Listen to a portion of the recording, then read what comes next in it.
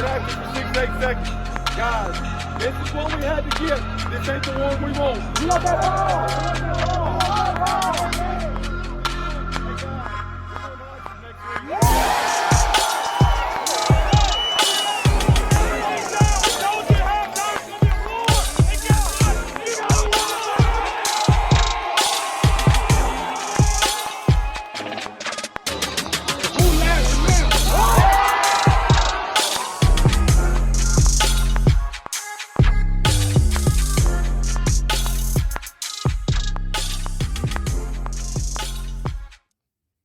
Hello, everyone. Welcome to another episode of the Laurel Leader Call Sports Show. I'm your host, Jack Fairchilds, joined alongside, as always, Kevin. Dadgummit, Kevin, I blanked on your name, Lindsey.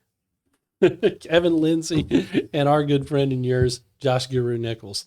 Sorry about that, Kev. I don't know how that happened, but I was the flow and just went blank for a moment. Must be that blank space. It's that blank space for sure. Maybe it's because of all the great football content we've gotten over the weekend that just, I'm overloaded on information at the moment. Again, there's so much happening, and we want to try to we're going to talk about the national championship game. We're going to talk about the NFL playoffs, maybe even pick some basketball games or two. But first, we want to go to our local schools. Kevin is going to kind of give us an update. Kevan Lindsey, that is going to give us an update on where soccer and basketball teams in our area stand, who's in the playoffs, who's out of the playoffs, who's on the bubble. Kevin, tell us what you know. I feel like Adam Schefter here or something or whatever. Maybe locally, Brandon Shields working out all the stuff. So, let's start out with soccer, okay, because that's where I was at last night. I was at Northeast Jones. They hosted Stone. There was a lot on the line there. And then you have a split. Northeast Jones girls picked up a 5-0 shutout, 5-0 shutout against the Stone Lady Tomcats. Yeah, Tomcats. Would it be a Tomcat if it's a lady? That's a good question. I think they just say Lady Cats, honestly. Yeah, because I don't think you can be a Tomcat. Yeah, right. Yeah. Well, nowadays, maybe you can. Yeah, nowadays you can be whatever you want. Anyway, but they picked up a 5-0 win over the Lady Cats. And then the boys, they lost a really competitive game, 1-0 to the Stone Tomcats, because they're boys. Allegedly. Allegedly. Just that both of those games are really good games. I feel like that Northeast Jones, the Lady Tigers, probably could have got a couple of more goals. Just got kind of stuffed there. Do you think they maybe called off the attack when they got up big too? I don't know if they so much called it off. I think that and we'll talk about this after, but there wasn't as much on the line for them. I mean, there was, obviously it's a region game, but still, credit to Stone. I mean, they played through the entire game and made it tough. But they end up with a 5-0 win. And then the boys' game is the one that I'm probably going to highlight for Saturday's paper. I think it was the 37th minute. I actually have it on my phone. I feel like I've got notes everywhere. But yeah, Stone in the 37th minute put up the long goal of the game. Credit to Northeast Jones the whole way through. I mean, I felt like that they were in a pressure cooker the entire game. The only thing Stone knew how to do was just attack. And I know me and you have talked about it. The boys are kind of young, and it was hard for them to stay composed. I think they did a good job. The Tigers did a good job of staying composed, but it was quick to where they saw they were falling apart, and you had people saying, hey, we got to get it back together. The last 10 minutes was just a fever dream. Northeast Jones got the ball, kept attacking, kept pushing, but unfortunately just couldn't get one to go through the net. That happens, unfortunately. Yeah. So what this does is, talking to head coach Casey Stroh, Northeast Jones will face this coming Tuesday night, I believe it's East Central. If they win, they solidify themselves. Is that game home or away? It's away. So they will be traveling. So if they win, they will solidify themselves as the 2 seed, so they'll get to host a playoff game. If they lose by more than 2, then they fall to the 3 seed. He said that the goal the entire time the season was to be able to host a playoff game. Mm-hmm. That's what they wanted to do. So that's still there. I feel like they're probably going to win that game, just kind of judging by scores and things like that. Still, games are played on the pitch, not on paper. The girls, this is where it's kind of murky, and I know we talked about this off. I didn't get to talk to Coach Stokely after the game. I got tied up talking to Coach Stroh, but didn't get to speak to Beth Stokely. It looks like they're the number 2 seed because on Max Preps, Van Cleve is the next closest to them. Northeast has 7 wins. Van Cleve has 5 wins. And there's, I think, 1 game remaining. So it looks like they're the 2 seed. They could have gotten the 1 seed if Purvis had upset East Central last night. Or actually Tuesday night, I'm sorry. But that didn't happen. But that didn't happen. They lost 4-0. I think what throws me off is Purvis upset the Lady Tigers earlier this year, I think last week. They upset them. So I think maybe Purvis could sneak into that 2 seed, but I don't know. I just know that right now it looks like they're the 2 seed. I could be wrong. Someone might could correct me if they watch the video and they say, Kevin, you're an idiot. It looks like, though, they're the 2 seed. We already know that. I know I see y'all laughing. But that's kind of where Northeast stands. Guru would never call you an idiot. He's got something else he likes to call you. Ignorant slut. Well, anyway, so far it looks like Northeast Jones, the highest that either team could get would be the 2 seed. The lowest is a 3 seed. So they're guaranteed the playoffs. It's the hosting a playoff game. That's the question. Yeah, that's the big thing. Let's talk about Laurel. Laurel boys are out. Looks like, from what I'm seeing on Max Preps, the girls have to win their district game, one more district game. I believe it's North Pike, but they have to win by multiple goals. And Slim it's shot. a slim Bubble. chance. Bubble It's their bubble team, but I don't think they're officially out. Gotcha. Again, I could be wrong, but I don't think they're officially out. Let me clarify one thing real quick on the Northeast Jones girls. They are going to be the 2 seed because they have a 2-game advantage over both Van Cleve and Purvis. So even if they were to lose their final district game Friday night, they would still be 7-3, and Van Cleve and Purvis cannot finish higher than 6-4. There you go. So I was making sure with that, because I trust Max Preps to a point, but then sometimes looking to South Jones, looks like the girls are going to be your 2 seed. We talked about this last week. Them in Summerall, looks like Summerall's kind of just captured that district or region. They're good, and then the girls, they're more than likely going to host a playoff game as the 2 seed. They will host a playoff game as a 2 seed. The boys, I actually just texted Coach Gleason off air, and he has not responded to me. Let me make sure. Make sure he hasn't. He has not. But looking at it, they could be region champs, and I think they play Brookhaven. Yes. They could be region champs because of goal differential. Mm-hmm. They in Summerall played. They had to beat Summerall by, I think, more than 1 goal because Summerall beat them in the first of the year by 1 goal.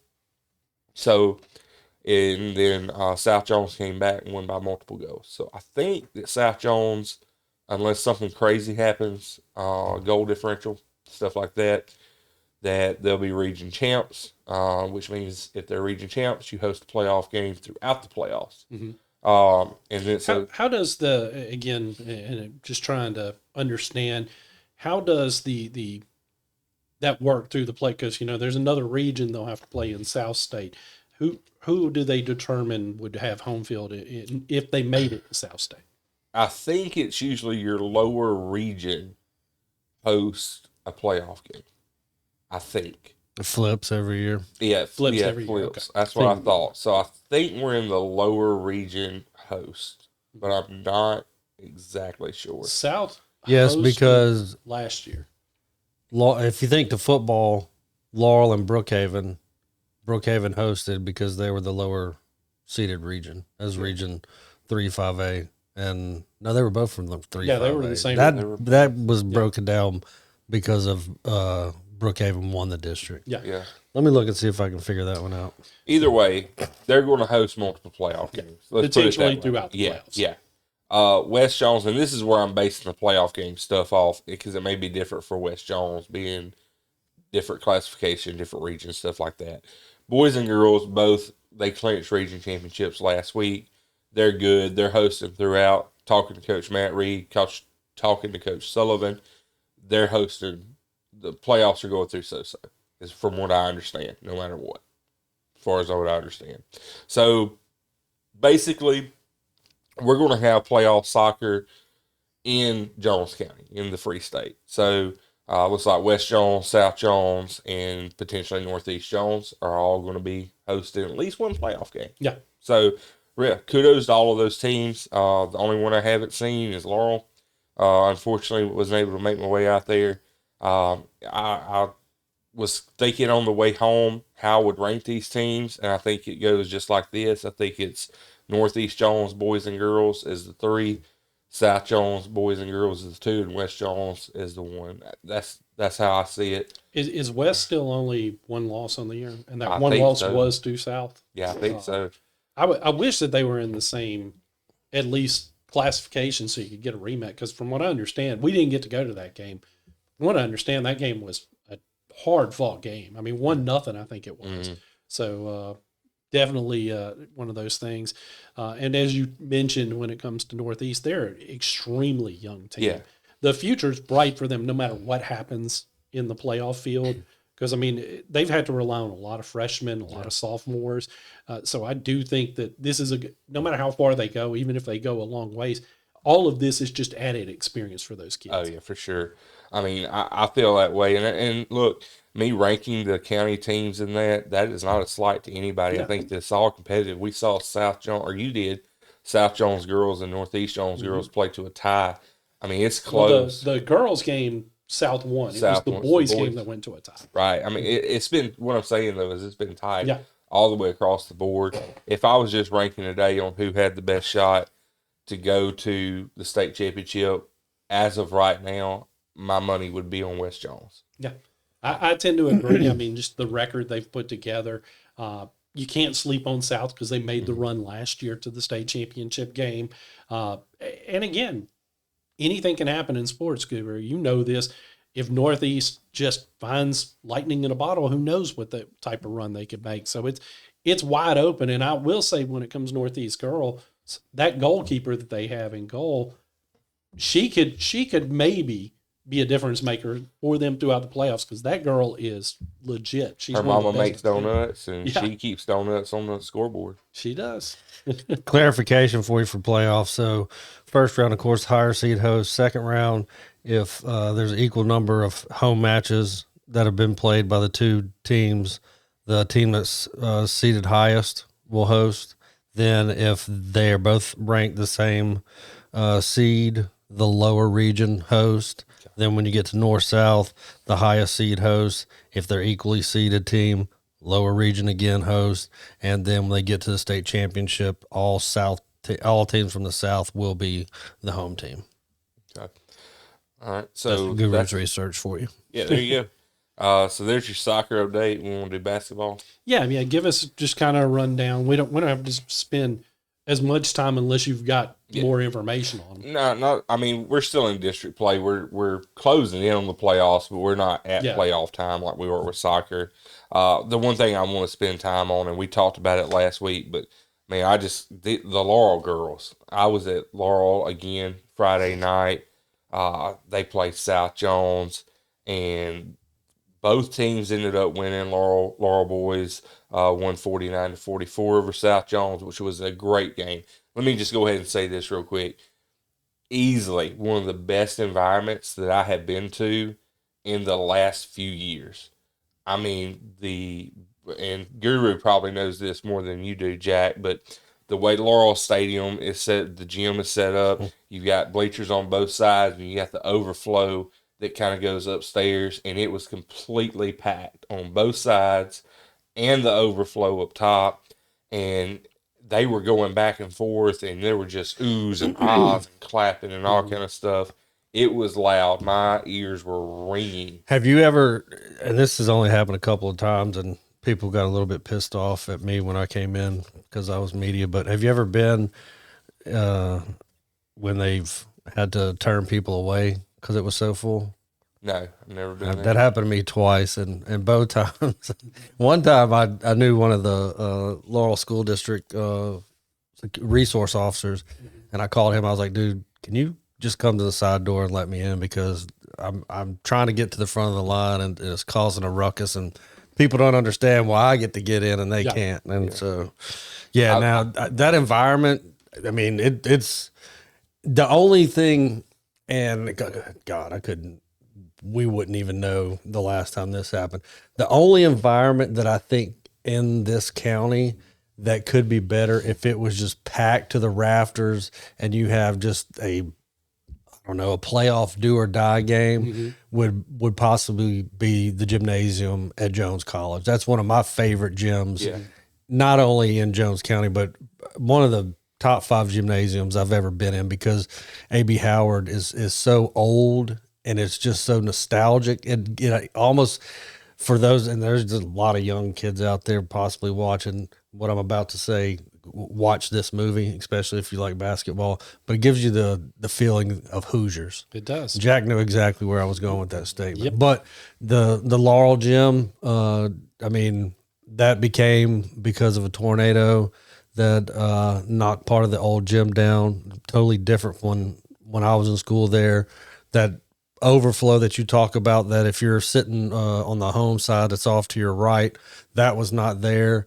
We actually didn't even have a wood floor. We had a rubber court when I played basketball at Laurel. Yeah, and it sucked. Yeah. It sucked. Yeah, it was just a great, crazy, good environment. But yeah, the Laurel boys, I'll talk about them before going to the girls. But I kudos to South Jones. They made this a game from start to finish.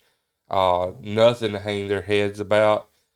They were ranked the number 5 team in 5A for a reason, and like I said, and they still are. They're number 5, and our friends from Capital Sports ranked them the number 5. South Jones Braves number 5 team in 5A. But the Laurel boys, they're heating up, man, and they were a Jackson team. They were a big house team last year. They're 3-2 in the district now. They got a win over Summerall Tuesday night. They're 8-13 overall, though. Don't look at that overall record. This Laurel boys team is good. What is it about Laurel sports where maybe a slow start and then you get into it? They just they find a way. The thing about Mississippi high school sports, right? And it's almost this way with Laurel, and it has been for years, and it's other teams too. But a lot of those kids play football, and basketball starts during football season. And so a lot of their football players who also play basketball and who are really good aren't on that team. So they kind of have to just go through for a little bit. And then the football players have to get in basketball shape. So by the end of the year, we're kind of going. Who's on the phone? Who's on the phone? Let's speed up and see how quickly we can get through basket, because we got a lot of good content we want to get to. So anyway, Laurel girls, they destroyed South Jones girls. I mean, there's just no other way to put it. They beat them 70-17. The thing about it, and this is what's impressive, in Laurel girls in their last 5 games, going back to North Pike, they've outscored people 331 to 142. Crazy. 331 to 142. And on Monday, didn't they beat a really, really good West Jones girls team? Yeah, that's what I want to allude to. So they played North Pike on Tuesday night, beat them 77-24, beat South Jones 70-17, went up the next day to Northwest Rankin. That was their only close game they've had since Christmas. 65-49. They beat Northwest Rankin. They come back and they play the MLK tournament, and they beat West Jones. Keep in mind, West Jones 18-2, 7-0 overall, number 4 team in 6A basketball. They beat them 52-24, and then they turn around Tuesday night and beat Summerall 67-28. take away the Northwest ranking score, they've outscored opponents 331 to 93. It's crazy. They are unreal right now. And that is to me, it's a testament to how good they are and how good West Jones girls are, because they're the number 4 team in 6A with an 18-2 record, and their only 2 losses are blowout losses from Laurel. So, just kind of recap though, we've in Capital Sports' rankings, you've got West Jones girls 18-2. They're number 4 overall in 6A. South Jones number 5 in 5A. Shout out to Heidelberg girls. They're number 3 in 2A right now. They're having a really good season. Probably will be seeing them at the big house. But Laurel girls, they're number 3 overall in the state and number 1, of course, in 5A. So that's kind of recapping what basketball is happening right now. You know, you two have both covered state tournaments there at the big house. What's, you know, I've been to championship games at the big house. I've never covered one. But what excites you about the prospect of knowing there's potentially going to be a couple of local schools there? What is it about the big house that excites you as a reporter? I'll start with you, Guru. Just because, you know, God, for decades, I mean, that's been the pinnacle for high school teams. The basketball team at Laurel, my junior year, that class of seniors, they made Laurel's first trip to the big house. And it's just a sense of pride. It's like, you know, in baseball, everybody's trying to get to Pearl. Football, it's either Starkville, Oxford, or the Rock. But the big house is something I think that's special because it's been in place for decades now.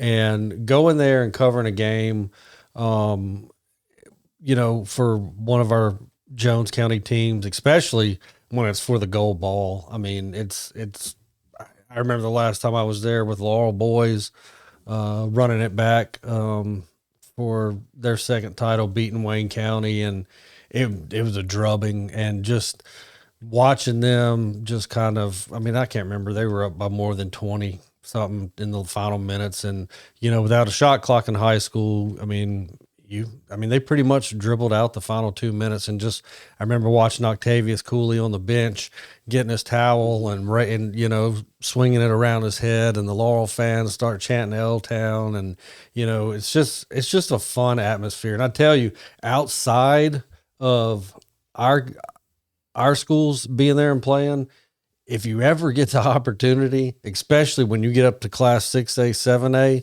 and it's 2 Jackson Metro schools going head to head in that sucker, you want to talk about something being packed to the rafters. Yeah. And there was a couple of times that I've gone up there that one of those Jackson Metro area matchups was taking place following the game I covered.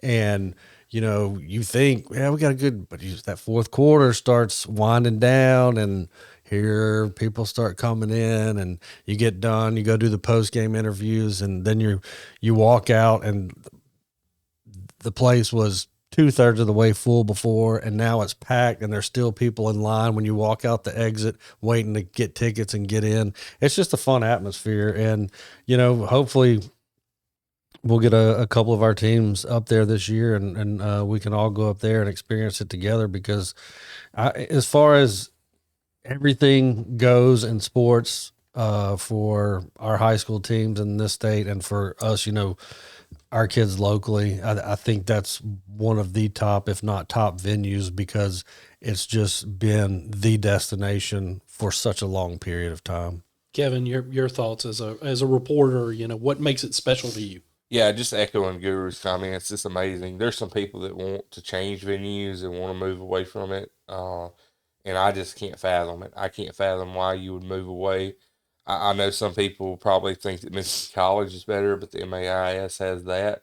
They kind of have that locked down, and I get it. It's a great stadium. I love it for volleyball, but there's just nothing like the Big House. As a photographer, whenever you have a kid go up for a big layup and that background in the back, and you can set your camera up for, it just looks like an NBA type feel. Obviously crowds, like Guru said, just going back and forth. I love where they sit the media down the line where you're just sitting there and watching. I've had a few basketballs come towards me. Protect the computer. Yeah, you got to protect your computer. It's just so different and so good. You know, I think it is the top venue for me. Already being someone who loves basketball, the Pearl is right there. You know, I love Pearl. I got to experience it last year covering the state championship game, and I think Pearl a few years ago was a lot better than what it was like, because since they lost the Braves affiliate, Yep. you can tell they're not upkeeping the stadium. No, it's nowhere near. I would rather see if. Again, I agree with y'all 100%. Don't move from the big house, but if you want to move baseball, move it on to college campus or even move it to Biloxi, I'd be okay with that, unless Pearl steps up and goes back to the facility that it was when it was hosting the Braves. That would be really fun. I don't know if you could split it, because I know Ole Miss would. Yeah, they're Ole Miss would have something to say about it, but if you could figure out a way to host Starkville one year and then Biloxi one year, and maybe Ole Miss and then come back to Biloxi, I don't know. It's probably not possible because they're in season. And I don't think you'll get any support from north of I-20 for people wanting to come from New Hope and schools like that all the way down to Biloxi. Yeah. But I do totally agree with you. I mean, when West Jones made its first trip with head coach Joey Ward to Pearl back then, it was really a very nice facility. Yeah. But you're absolutely right. The decline since the Braves left town is, I mean, it's kind of sad to see, because that was a really nice facility. But, you know, I don't know in that metro area what, I mean, I don't even have a problem with it going to, you know, because I don't know, because I've been away for a few years, but like when Madison Central hosted some of the soccer state championships, I thought that was a great venue there. Yeah. And if there's a baseball stadium somewhere around there that, you know, can hold several thousand people, which I don't know if there is. Yeah, I don't know. I mean, I doubt it, but you know, I don't know. Just upgrade Trustmark Park. Just Delta keep State. the upkeep. They're all about the money. Yeah. They could say, hey, if we're hosting high school baseball here, 7 classifications for a week. Whereas now we're getting way off topic, because we're not even into baseball. Yeah, I know. Yet. So let's get into the big national championship game that was played Monday night. You had Miami falling to Indiana 27-21. Great game. I mean, it was better than most people thought it was going to be. I think I said it was going to be closer than most said, but I still said 2 scores, and it didn't end up being 2 scores. Miami's defense was up to the challenge. Indiana's defense just a hair better, got that interception late that sealed the deal for them, and it just a great game. It's cool to see a school like Indiana, that for the longest time was the losingest program in all of Division I, win it. And I want y'all's opinion on the game, but for me, is it the same as normal Cinderellas? Not really, because of the NIL. I mean, it's so much. When you've got an alumni like Mark Cuban who can just go write checks and flip your roster overnight, it's kind of not the same thing. And that's one thing, and we'll be talking a little bit more about this.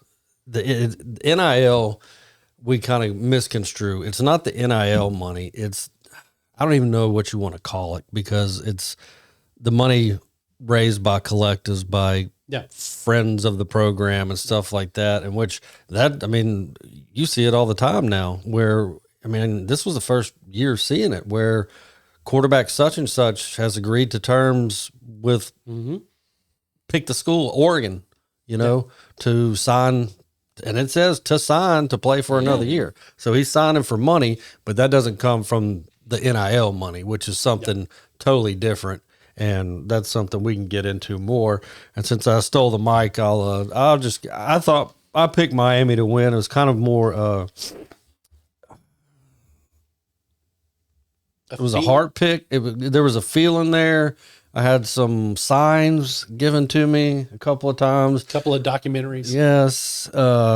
We almost had the U Part 3. But no, and I haven't got to write about this, and I probably won't get to this week, and it'll be an afterthought. So I'll just say it here on the air. The first time I ever cried because of a college football game was in January of 1987 when Miami played Penn State for the national championship.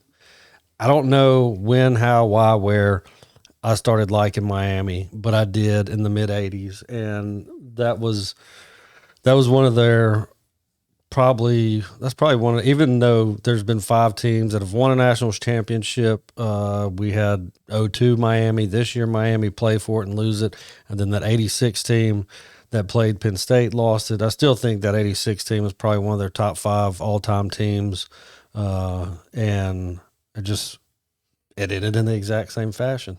They're down 14-10, driving for a game-winning score, and Mr. Heisman Trophy, Gino Toretto throws his 5th interception of the game inside about half a minute to go. And I've always been passionate about sports, and I don't know how the hell I got up in U territory, but watching that game unfold and the way the Miami defense came out, I mean, even though they were down 10-0 at halftime, it was the Miami defense that kept it at 10-0. It could have gotten out of hand like Indiana did in its previous 2 games there in the first half, but the Miami defense wouldn't yield to that. And I wrote a column, a month probably prior to the announcement of the Heisman Trophy winner. Mm-hmm. And I said that it should be Mendoza, in which it was Mendoza. And everybody, wants to talk all this stuff about Mendoza and how he did here and how he did there. I'm going to tell you one thing. I know they finished 16-0, but they scratch the outside surface of being one of the top 5 teams of all time in college football. And he is definitely not the best national championship game Heisman winning quarterback to ever do it. That guy would be Joe Burrow. I agree. Joe Burrow's 2019 national championship game threw for 463 yards, 5 touchdowns. Mendoza, 186 yards, no touchdowns. Rushing yards, Mendoza, -8. Joe Burrow, 58. Miami was 13-2. And the opponent, Clemson, that Burrow and the boys beat, was a perfect 14-0. Guru had to bring it back to LSU. I agree that LSU team was special. And I'm not saying that that's the number one, but they're in a discussion. Yeah, I mean, but again, I don't want to belittle too much on Mendoza because that one touchdown on that 4th and 5 was pure heart, pure guts. And I think sometimes too we get too wrapped up on who was the greatest team of all time. Unless they're going to line up and play, it's hard to say. What's interesting about that? The player that he ran through is the same player that ran through him a couple of years ago. Mm-hmm. He is literally the same player. I mean, Mendoza's no Burrow, and Burrow is certainly no Cam Newton coming to that. Homers. No, I'm hosting this with nothing but homers. I think it's highly debatable. Like, Burrow's season is absolutely unreal, and props to him. But I always will say it's Cam. I mean, he took a team that didn't have another NFL player besides. How do we get to greatest quarterback instead of talking about the game that was played? I'm just saying, it's just like Guru said that. Guru caused it, yes. Like, he's right, though. He's right. Mendoza's, I mean, I've heard people saying that it's the greatest season and greatest quarterback performance. I'm like, no. It was a great season. We have too much of a short memory to forget about what Burrow did or Cam Newton did or like, it's crazy. The game was absolutely fantastic. I thought that Indiana was going to run away with it.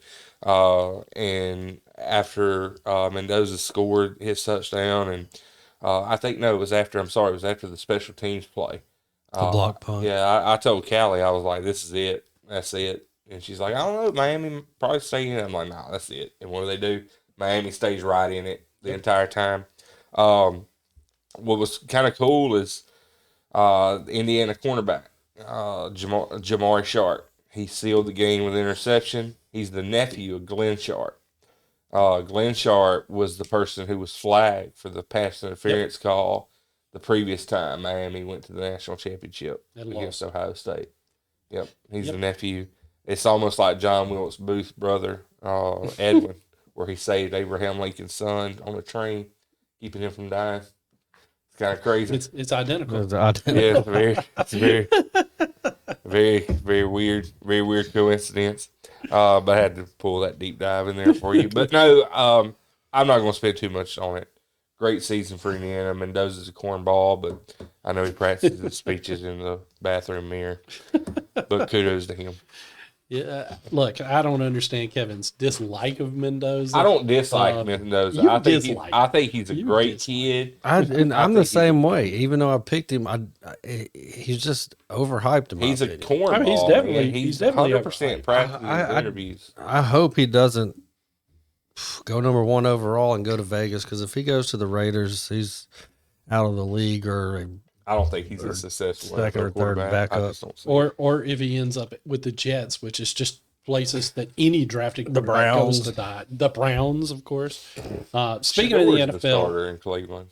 What's that? Shador's the starter in Cleveland. Sucks. I mean, he is absolutely atrocious. The Browns are still looking for a quarterback. Yeah. And you don't even believe Shador is good, because we've heard you talk about him off camera. So, no, Kevin, we're not giving you that one. But speaking of the NFL, let's blow through these the games this past weekend in the divisional round. The Bills were the first game as they lost to the Broncos, 33-30. But the Broncos ultimately, they won the game, but they ultimately lost because it was announced after the game that starting quarterback Bo Nix broke his ankle on like one of his last plays. He stayed in the game. Nobody realized he was hurt. It was a shock to each and every single one of us when we heard that. When I first saw it on social media, I thought somebody was making it up. Yeah. I really did. So now the Broncos, without their starting quarterback, but they win 33-30 over the Bills. You call it a choke. I don't know that I'd necessarily, because they were the road team. They weren't the favorite team. They could have won that game. They should have won that game. But, man, your heart goes out to Josh Allen, because he left everything on the field. His defense didn't get it done for him. Your heart goes out to Josh Allen. My heart says 5 turnovers from Josh Allen. There was 5. 5 turnovers, man. I love Josh Allen, but it's time to admit it. He's choker. He had this is the perfect time. You didn't have Mahomes. You didn't have Lamar. Old man Rodgers had been defeated. And you go into a game and 5 turnovers. And I know the last interception, that was horse crap, but still, should have never came down to it. Should have never came down to a 30-30 game. You have the ball twice in your hands and you can't freaking win. Guru, quickly, do you think that last interception was a bad call, or did you agree with the call? No, I was yelling at my TV. I mean, who was it? It wasn't Shakir. It was it number 18? Coleman? Was it Coleman? No, it was played for the Saints. He's old now. Oh no, he went to Oregon State. Brandon Cooks. Yes, Cooks. Brandon Cooks. No, Cooks has possession of the ball when he makes contact with the ground, and while the defender's hand is under the ball, Cooks still has the ball. It's kind of like the old tie goes to the runner at first base crap. You know, I mean, after they roll over, possession change, but when the receiver has the ball, I don't care if your hand's tucked under it. I still have the ball. When you and I make contact with the ground, you're touching me, I'm down. I have the ball. And to back you up, the next night in the Rams-Bears game, the same thing happened to Devontae Adams. It was ruled a catch for Devontae Adams. Yep. Yeah. And, you know, did that win it or lose it for the Bills? Debatable. But like Kevin said, the turnovers by Josh Allen were too many. I don't count that last one as a turnover on his part. I think it was just a crappy call. But the loss of Bo Nix, I think, is going to be detrimental to Denver going into this weekend. Yep. Next game, we're not going to spend much time talking about it. It's because domination. it was a rout. as the Seahawks beat the 49ers 41-6. The Niners were a walking mash unit. I mean, let's just be honest. As many injuries as they had, I think they were lucky to make the second round. Let's just be honest about it. The Seahawks, are they that good? I don't know. I mean, we'll find out for sure this weekend. They sure look like they might be that good. But again, we'll get more into what we think going into this weekend when we get to our picks. Kevin, anything you want to add? Nah, domination. Do Indiana 2.0. The next game, again, this is one that a lot of people thought that Houston was going to be carried by their defense. But unfortunately for them, 4 interceptions in the first half by C.J. Stroud. Y'all were talking about turnovers earlier. 4 interceptions in the first half helped the Patriots secure a 28-16 game. And that just goes to show you that defense is pretty gosh darn good for Houston. The fact that the game was still that close with that many turnovers. And again, crazy game. New England, hats off to them. They played the better game. The real question, I guess, for both of you guys before we move off of this game, should C.J. Stroud been benched at the half? Yeah, I don't know. I've heard that he's dealing with lingering injuries, and I feel like that it's just exposed himself there. Mm-hmm. It's kind of like what it reminded me of Nussmeier, where we know he's a good quarterback, But you know something's wrong with him when he can't drive through a throw. Right, you know something's wrong, and it just showed itself. Now, that said, credit to the Patriots defense. They've been good all year, sneaky good, and yeah, I mean, to be able to force Stroud into 4 interceptions, I think it says in the a lot. first half. Yeah, I think it says a lot to New England, but it also says that something's wrong with Stroud. I think there needs to be some questions raised about some of these kids, man. Stroud, Josh Allen, like where do they sit? Where do they sit? And going with what you said, we actually looked it up earlier this week, and Stroud had missed what I say 4 or 5 starts, and I can't remember the kid's name that was David backup. Mills. Yes, he came in and he played well. He won 4 out of the 5 games. He threw 5 touchdowns, 1 pick. And I told you after seeing that, you know, it's worth a shot. Yeah. Maybe you don't bring him straight out after halftime for the first series. Or maybe you don't leave him in the whole second half. Right. Unless he gets a hot hand and gets you rolling. I mean, when you get to this point of the year, it's win or go home. And I mean, you know, it's something like one old grass chewing coach down on the bayou paid for dearly in a national championship game. But whether it made a difference, who knows? But, you know, after 4 interceptions in the first half, if you've got somebody capable, especially when they've had as much playing time as he had during the season, I mean, damn, give him a shot. You know, the next game is probably what ended up, I mean, it's a toss-up between Bills-Broncos and this game, which was the best game of the weekend. Rams 20, Bears 17 in overtime. This game was crazy. I mean, they were playing some hard defense. The game looked like it was over. And then It wasn't. then Caleb Williams darts back like 40 yards, drops back, and then just closes his eyes and throws it to the end zone, and somehow Cole Kmet catches it. I mean, it was one of the great, and to all those people saying, wow, what an amazing play by Caleb Williams, didn't know Cole Kmet was going to be there. He was throwing up a prayer, guys. Anybody that knows football knows that was not a timed, he did not make that throw, that it just worked out that way. I mean, it was a fluke, but Caleb Williams does seem to have a knack for finding those fluky type plays. He made it happen.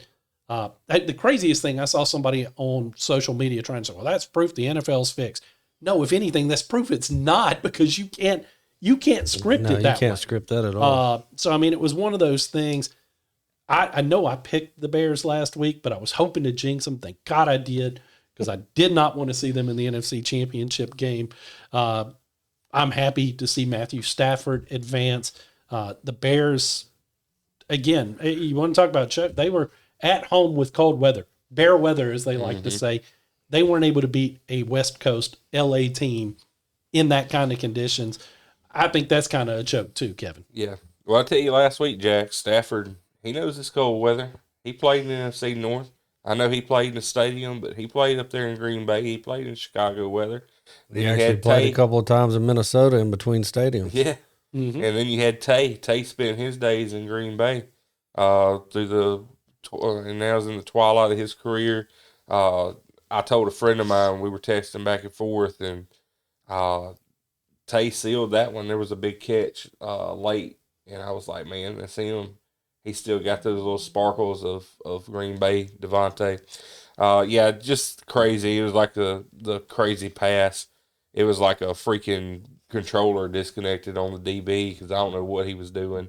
He probably could have easily grabbed that ball, but he just veered off. Yeah, just a cool, fun game. I actually got to watch that one. I was in an anniversary dinner the night before watching my heart get stabbed as the Broncos beat the Bills, but thought it was going to happen again with the Bears winning. But Look, after that call commit catch, I just knew the Bears were going to win that game because it's like They I did said, it a half dozen times this year. they were the luckiest team until finally they weren't. yep. Goober, what were your takeaways on that game? I think you guys pretty much summed it up. I think, the Williams pass there to commit to force overtime. I was watching it live, and he keeps running back. I mean, he doesn't have a choice. It's 4th down and 5. There, we're at the Rams 14-yard line, but I mean, the commentator said I think it ended up being somewhere between a 40 and 45-yard heave. And like you said, I mean, he's just throwing the damn ball up, just praying, hoping somebody's there, hoping for a tip or pass interference or anything. And then the defensive back makes the wrong cut and falls down, and Komet's just there.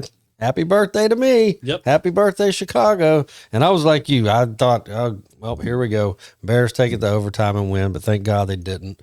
Glad to see Stafford and the Rams move on. Caleb Williams threw a interception. He did throw that interception, and he was prone to throw interceptions this postseason. Turnovers have been a theme here, so let's not forget that.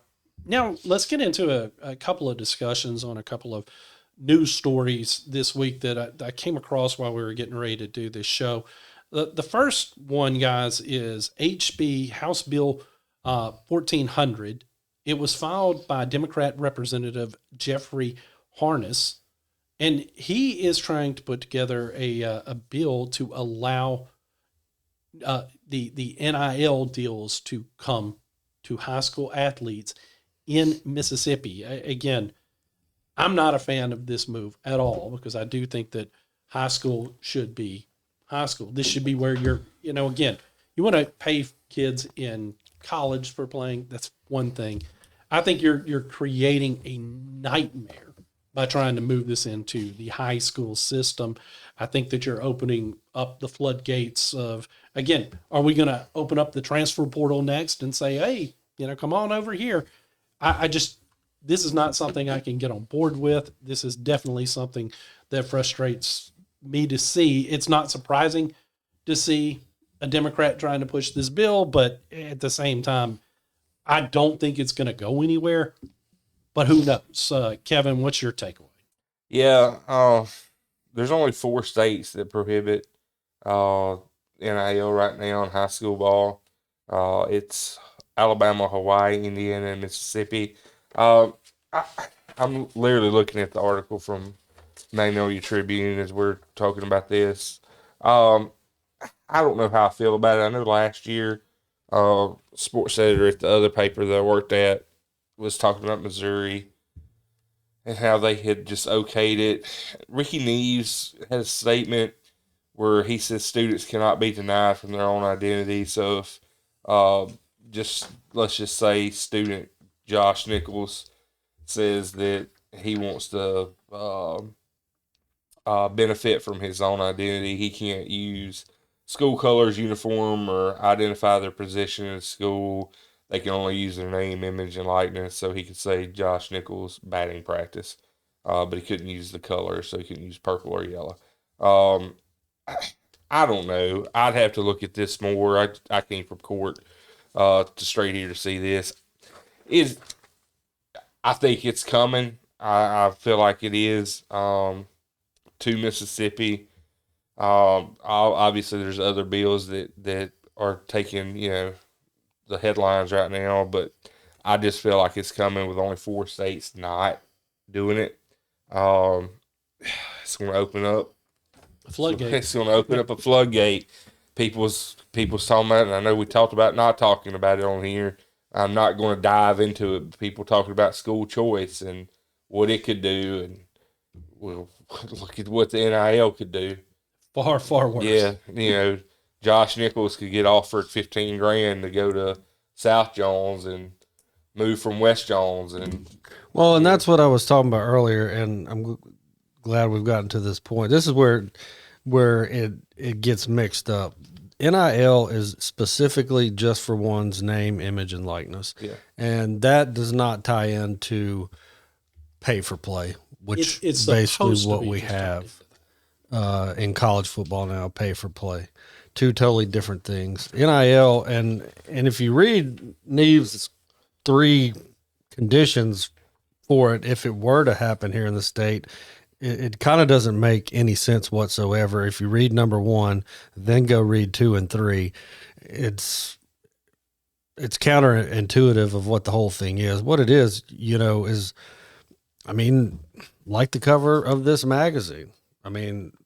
That's their images for all those kids.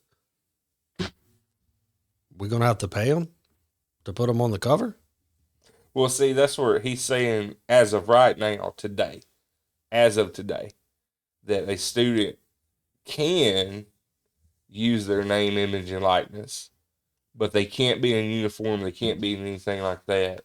So Tamaj Harris could not be in the Laurel uniform. He couldn't have anything like that. He couldn't be on school grounds, from what I understand, things like that. It's kind of like they could basically, to some degree, sell their own merchandise. Well, it says, though, even if with the NIL, right, any money or benefits have to be held in escrow until Right. graduating or until all high school eligibility is used.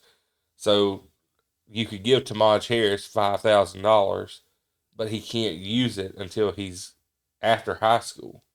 So you're basically promising him $5,000 or whatever, and I just use Tamaj because I know he's on there.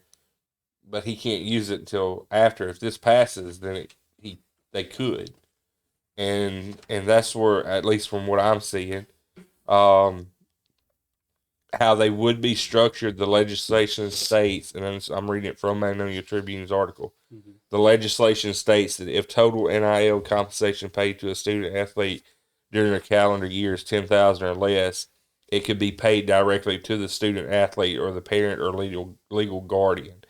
However, if the compensation is over $10,000, the monies are to be deposited in a restricted trust account established for the benefit of the student athlete, should not be released until he graduates from high school, attains the age of 18, whichever occurs first. So that's what I'm saying is if it could, and I think that's where Jack is probably with me on this, you could give Tamaj Harris $9,999 and say, well, all you got to do now is transfer, and he's in a different uniform.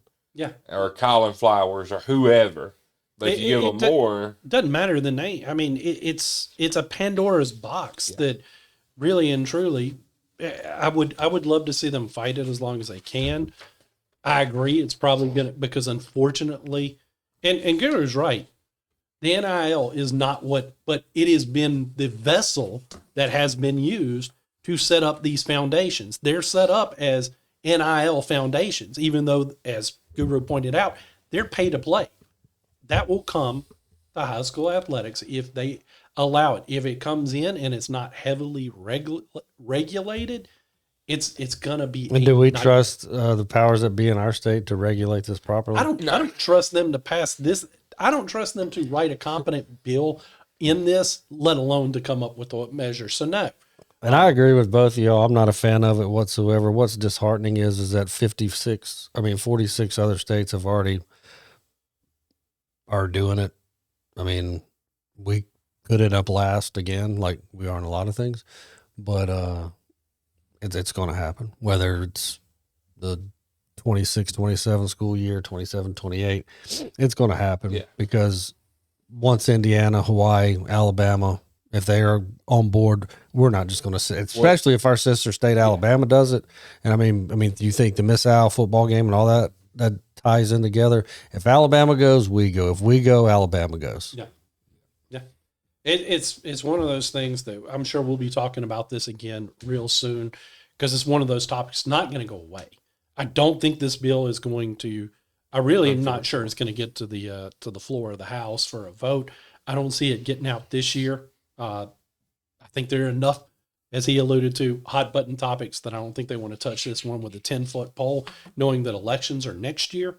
So I don't see this getting to the floor for a vote. But it is a good conversation. The next topic is definitely one that is a sad topic, but it's another issue in sports altogether. Former USM basketball player Mo Arnold was indicted in a point shaving scandal.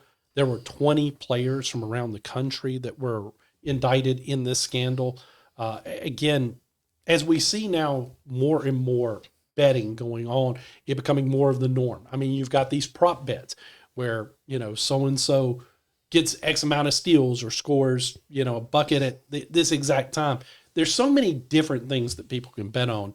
It's shocking that we're not hearing more and more scandals like this because to me, it seems like it's even easier for them to affect some of these prop bets, let alone the point spread that they already were doing. A sad scandal. I hate definitely that it involves one of our big three universities. Again, it just goes to show that these kids, even with all this extra money being thrown their way, they're still very susceptible to these bad doers who want to try to fix bets. Again, I don't have much more to say on it, Kevin. Yeah, from what I understand, just to clear some things up, I think that everybody that was involved, whether it was staff or players, are all gone from USM. They've moved on. As far as I understand, head coach didn't know about this and all that stuff. Obviously things could change, that something could come out. But as far as what I understand, the people who were named and involved are no longer at Southern Miss. I don't know. Like you said, Jack, the prop bets, things like that, just absolutely crazy. I think that, like you said, the prop bets with so many steals and stuff, that can be just, I don't know the best way to put it. It's just a mess. It's an absolute mess. Yeah. Hate that it's a big three. I got Pete Rose banned from baseball for life, and he wasn't betting against his team. He was betting on his team. And I don't know what the case was for Arnold, but I know in some of the other instances, and this involved, I believe, 16 different universities, and one of them, the Greenie Weenies down from Tulane. Don't think that it's just right here in the Pine Belt. I mean, 2 hours away, another school right there. Same thing. And one of the big things, and it's something Jack and I talked about, like a couple of the instances had to do with money bet on the point spread for just the first half alone of a college basketball game. And I believe that might have been either, I want to say that was an Alabama A&M game where there was over several hundreds of $1,000s just bet on the first half spread of that game. And that's something that you can absolutely 100% control with one or two key players. And this isn't new. This has been going on for more than 60, 70 years, and probably even back to the turn of the 20th century, especially in football, when, every Tom, Dick, and Harry could just walk on campus and go to Joe Heisman and talk to him and, put $100 in his pocket, which is what, $50,000 right now, and say, hey, when y'all get up by 17, make sure the other team scores one more time there late in the game. I mean, it's going on, and I don't know how you can curtail it at this point, because there's so many different apps out there, even in a state where we're not legally supposed to be able to bet on an app on our phone unless we're on casino grounds. We all three know for a fact that you can do it. Mm-hmm. I know very well. Yep. Not going to get into further detail, not involving me, but it's a shame that it happened. Like y'all said, to one of our big three schools. And I think it's going to get worse before it gets better, because I just, we want to talk about trying to figure out a way how to fix the transfer portal, fix the pay for play, the NIL, all of that. This is way more on a different level, because this not only involves the players, it involves grown men coming to this. I mean, this isn't Mo Arnold going on an app and making a bet that Southern Miss doesn't do such and such or does do such and such. These are people that come to him and say, "Hey, Mo, come here. Let me holler at you, dog. Look, if you can make sure that by the end of the first half, y'all aren't beating Mississippi Valley State by more than 20, you're going to get 15 grand. Yep. That's what it is, and that's what's dangerous. Absolutely. And you got to figure, too, when you hear point shaving, organized crime, the mob is probably involved somewhere. It's a frightening thing. I mean, it's just another one of those things that has to be addressed, has to be fixed. It's part of the reason why I'm not a fan of all these prop bets now, because it just has opened that door, and it's ridiculous. One last thing before we get to our picks, and I don't want to spend too much time on. We'll call this the wild card this week. The AP poll came out this week, and I just want to get y'all's opinion. What do y'all think of it? Do y'all agree with the poll, or is there anyone on here that you would say ranked too high, too low? Let me look at the final AP poll live. In charge. Number one, the AP poll doesn't mean a damn thing at this point in the year. No. I don't even know why they put the time and effort to put it together. I mean, the college football playoff doesn't even put a final poll together. That's why they have the playoff. We know who's number one. We know who's number two. Everything else is irrelevant. If it don't matter, then it don't matter. all of Jack's hard work. Hard work. I just printed it out. It wasn't hard. The only downside I see of this is that Notre Dame is ranked far too high. You're wrong. You're full of crap. Notre Dame should be number 9. Yeah. Alabama's the one ranked too high. How does Houston and TCU move up? I'm not even flipping the page over. Other than we the don't fact care that, about this. We do care about Navy making it in. How do they move up? Is it because of the bowl games? It's just like the regular rankings throughout the season, because teams 21 through 25, a couple of them lost. These guys were getting votes, and then they won. And then Ole Miss is ranked too high. Alabama's ranked too high. Texas should be ranked higher. Ohio State should be number 3. Miami is number 2. Indiana's number 1. That's all that matters. Screw the AP in its poll. That's why it was a fun wild card.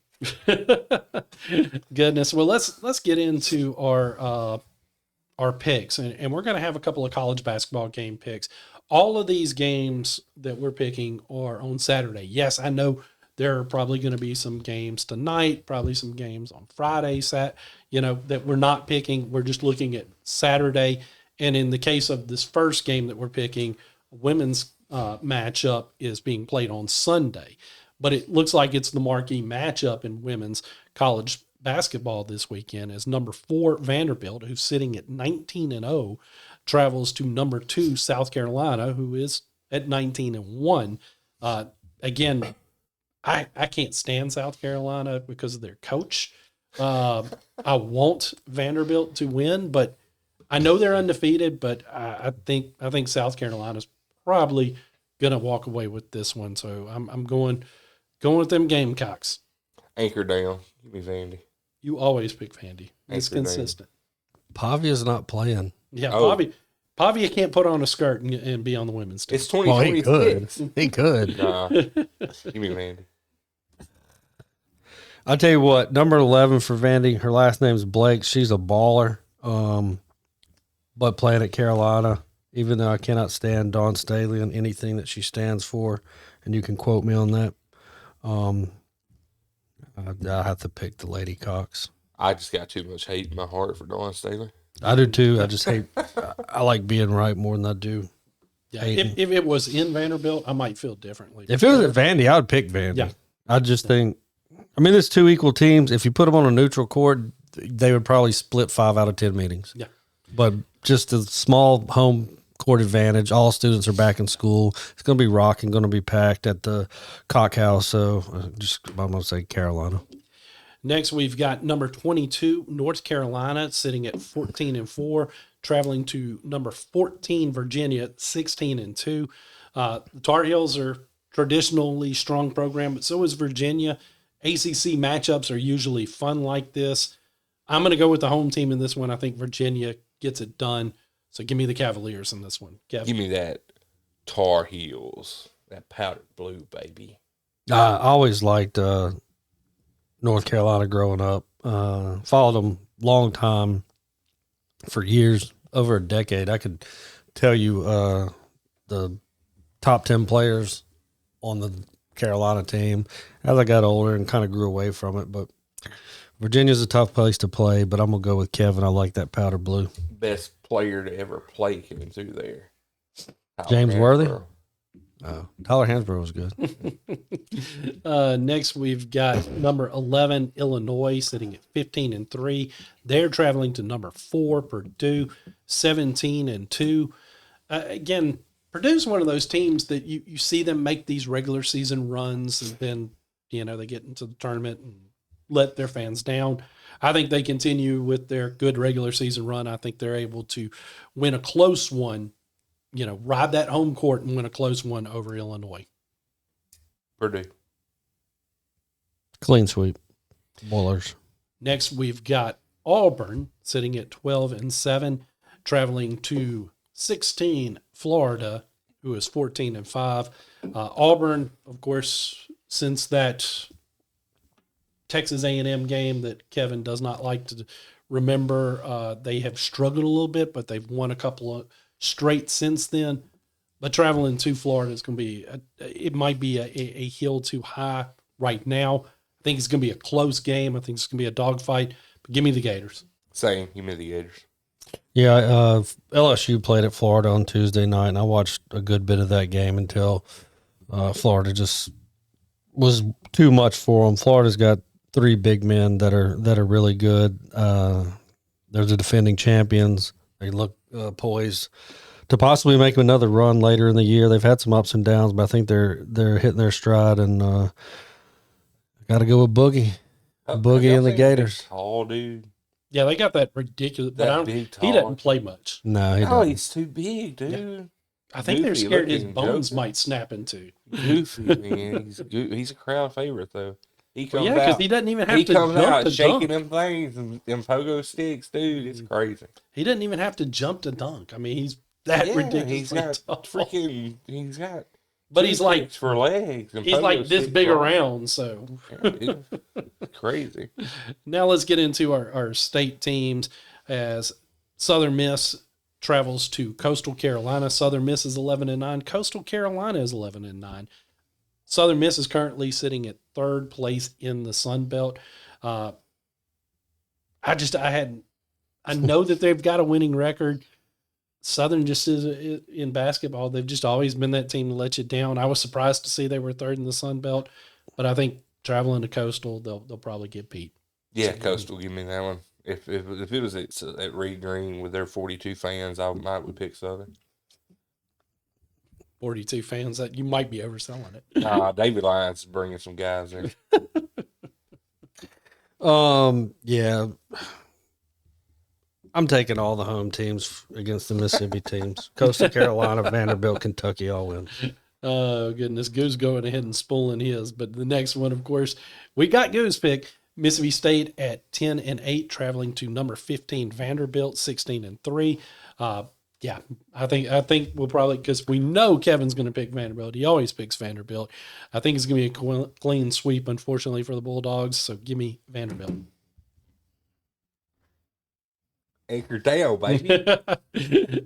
Next, we've got Ole Miss at 11-8, traveling to Rupp Arena to face the Kentucky Wildcats, who are 12-6.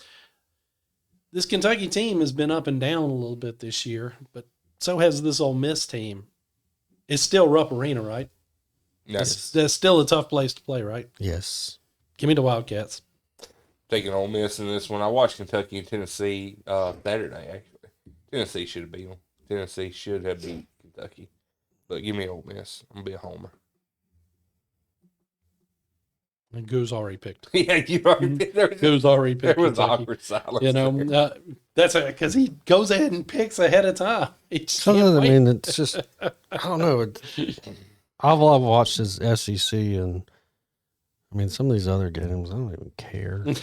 But we gotta have games to pick, and not all the SEC matchups are going to be marquee games. They are, because they're the SEC and we're in the SEC country. Southern Miss is okay to put in there.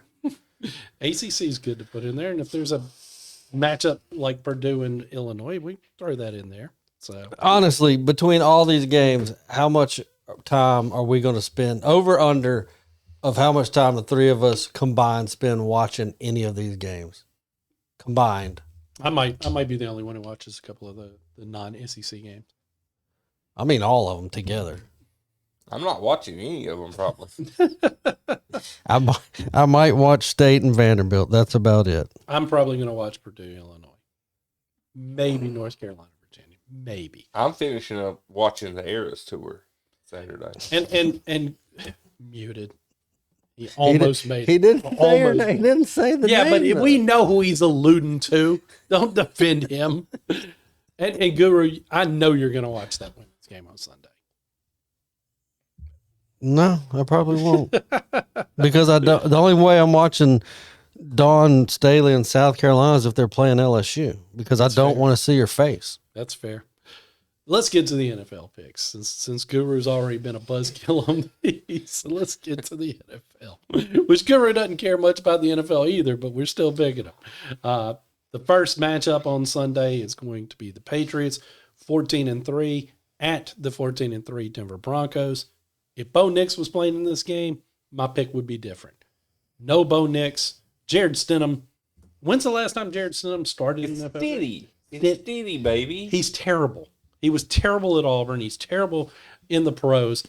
The Patriots are going back to the Super Bowl, folks. Deal with it. This is what you get. You ragged on the Chiefs. You hated Patrick Mahomes. You hated Taylor Swift and her boyfriend. That's a famous tight end. That one's okay. That one's okay. I mean, I'm serious. Like, y'all hated on them, and what do you get? Return of the Patriots. It brings, like Thanos, it brings me back. It's Yeah. inevitable. It's inevitable, right? The Patriots are back. They're going to the Super Bowl. Unfortunately, I agree. No more comment. The next, we've got the 12-5 Rams traveling to the 14-3 Seahawks. Seahawks have looked really good, but when these two teams have played twice already this year, they've been dogfight games. It's hard to pick against Seattle at Seattle, but I want to see Matt Stafford in the Super Bowl. So give me the Rams. I'm going with the Rams in this one. Kev? I've said it. I keep saying it. I'm going to say it one more time. The Rams are going to the Super Bowl. Rematch of 2015. I think that Seahawks defense is too good. I do like I'll tell you this, whoever wins this game is who I'll pull for in the Super Bowl, hands down. Remember, though, before you pick, because you may have forgotten, just a few weeks ago, these two teams went to overtime in a 38-37 thriller that the Seahawks went for 2 in overtime to go ahead and end it. So, it's a team that has proven they can score on that defense. Yeah. This happens. Not this time. Seahawks to the Super Bowl. We get Play everybody's new unfavorite team, Patriots. I was talking to our friend Murph earlier, and we were talking about it, and it was like, with Belichick and Brady gone, you would think that it's been a long enough time that it's okay. It's new coach, Drake May at quarterback. Vrabel's likable. Yeah, he is. But I still hate the Patriots. In 10 years from now, when Andy Reid is gone, Patrick Mahomes is gone, and, we see the Chiefs potentially going back to the Super Bowl, we're going to be like, no, we don't want that. And I wrote about it, talked about it, wanted something new, but we're not going to get anything new. We're getting a Super Bowl rematch from a few years ago, too. You know what? I'm just going to be honest. People hate greatness. There is some truth in that. There I is don't truth in disagree. that, but what were the Patriots last year? Because they weren't 14-3. They're not greatness yet. Well, they are. They're having a great season. People just hate greatness. I think he's talking about from Pick the Seahawks. I think he's talking about from the franchise. Yeah, the franchise standpoint. People hate greatness. That's why people don't like the Yankees. You either love the Yankees or you hate the Yankees. Don't like the Dodgers. They don't like the Dodgers. They don't like Alabama. And that's why people really don't have a problem with Auburn. Yeah, I know. We've been great for 1 year, and Mississippi State fans still hate us. Like, hey, I know where my team stands. Goodness. I got a trivia question for y'all before we go off the air. This isn't on the agenda. I put it on the agenda. It's right here. When was the first high school football game played? In Mississippi. Under the lights? Mm-mm. 1930. Under the lights, you're right. I'm going to go. I have no clue, so it's Was pure it guess. Before the 20th century? No. I got a number. I'll let Jack go. I'm just spitballing. I Yes. came up with a number. No. I'm going to go 1919. You're close. 1916. You're close. You're closer. It was 1905. The first football game in Mississippi was played on December the 9th, 1905. It was played between Winona and Yazoo City. That's cool. There was only one touchdown scored in the game in the last 5 minutes of the game. And Yazoo City won 5-0 because they missed a kick. Now, why it was 5-0, I don't know, but I actually saw that they have a memorial thing. It's because, and knowing this from reading college football history, the beginnings of football as we know it now, because it started on the college ranks, their scoring system and the way they played and the amount of people they had out on the field was, it was just so different. It's trivial. That's why, ESPN kind of made a joke about Indiana not being the first team to finish 16-0, that it was actually the 1894 Yale team that finished 16-0. And then when they started naming off some of their opponents, it was like, come on. It was like, Yeah. It's why Babe Ruth isn't the best baseball player in baseball. now you can mute his ass. Yeah, that's it for Kevin this week, guys. I'm Jack Fairchilds, and for Kevin, what's his last name? And for Josh Guru Nichols, we'll see you guys again next week. Kevin, you can't say anything. At least they can't.